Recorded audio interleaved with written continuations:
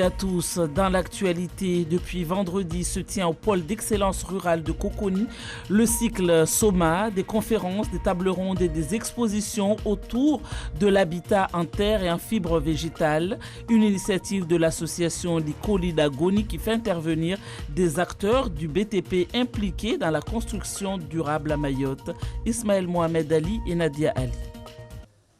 Des projets de maisons et de logements en fibres végétales ou en terre crue, parfois mêlés à du béton. Des constructions également en bambou. Les Mahorais ont longtemps construit leurs maisons avec ce que la terre et la flore leur ont offert. Désormais, l'île doit tenir compte des contraintes du réchauffement climatique.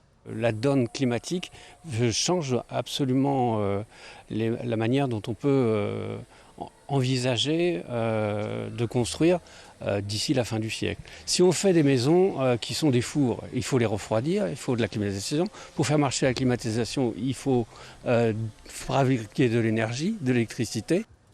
Les confins des années 70, début années 80 ont vu une majorité des habitants de Mayotte accéder à la propriété à des prix modérés avec l'avènement des maisons en briques de terre comprimée.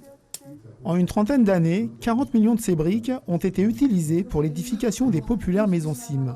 Aujourd'hui, la production a encore toute sa place parce qu'elle a été modifiée, très artisanale au départ. Aujourd'hui, avec une personne, on peut faire la même chose, avec des machines plus sophistiquées qui produisent à une autre échelle.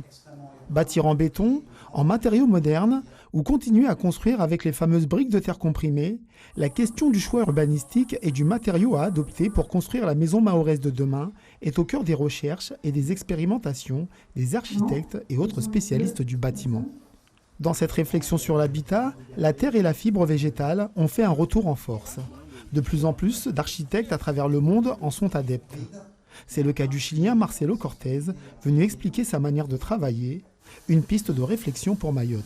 On avait envie et besoin d'avoir ces éclairages sur quelles sont les possibilités d'utilisation de la terre dans notre île de Mayotte, et notamment avec des contraintes sismiques, cycloniques, et aussi pour renverser un petit peu la perception des habitants de notre île, comme quoi la terre serait un matériau du passé.